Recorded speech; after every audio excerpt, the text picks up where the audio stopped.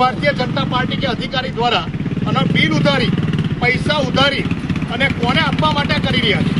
હવે આ કોંગ્રેસે આ કરવા માટે આવેલી છે વિરોધ પક્ષ તરીકે કે ખોટા પૈસા ઉધારી પ્રજાના પૈસા ટેક્સના પૈસા આપવામાં આવે છે, તો કદાચ અધિકારીઓ શીખવાડશે કે આ શિવાલય કન્સ્ટ્રક્શન છે તો શિવાલયનું નામ બદલી બીજું નામ બદલીને પૈસા ઉધારવા ના આવે ડામરના। આ અમારા પૈસા છે, પરસેવાના પૈસા છે ટેક્સના પ્રજાના, એટલે આ ડામરનું બિલ અધિકારીઓને વિનંતી કે કોઈ સંજોગોમાં પૈસા ઉધારવા ના આવે, બાકી અમે કોર્ટમાં લઈ જઈશું અને તમને સસ્પેન્ડ પણ કરાવીશું। આ શિવાલય કંપનીને 90 કરોડના ખર્ચે ટેન્ડરિંગ થઈને આરસીસી રોડ છે, તો આરસીસી રોડનું કામ કેમ ચાલુ નથી થતું ને ડામર પાથરવામાં આવે છે? શું ભારતીય જનતા પાર્ટીના આગેવાનો હપ્તા આપવા માટે, અધિકારીઓ દ્વારા હપ્તા પહોંચાડવા માટે આ જ શિવાલય કંપનીએ અંકલેશ્વર ભાલિયા નેત્રંગ રોડનું કામ કરેલું છે, એ એક જ મહિનામાં આખો રોડ ખખડધજ થઈ ગયો। તો એની સમય મર્યાદામાં રિપેરિંગ એને કરવાનું હોય, છતાં પણ અધિકારીઓને ભારતીય જનતા પાર્ટીના આગેવાનોને હપ્તા પહોંચાડવા માટે એને પણ રિપેરિંગ કરવાનો ખર્ચ અને બિલ ઉધારવામાં આવે છે। તો કયા આગેવાનના કહેવાથી આ કરવામાં આવે છે?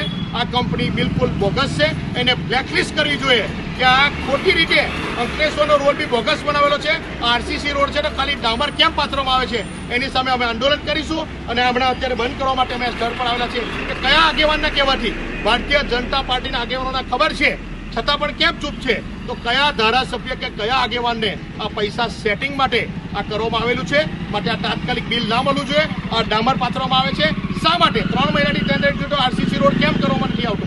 તો આ ડામર પાથરવામાં છે, ખોટા પ્રજાના પૈસા છે, કોઈ સંજોગોમાં ટેન્ડરનું નામ બદલીને પણ એજન્સીનું આ પૈસા તો શિવાલય ઉધારશે તો અમે કોર્ટમાં લઈ જઈશું, જે તે અધિકારીને સસ્પેન્ડ કરીશું। હલો।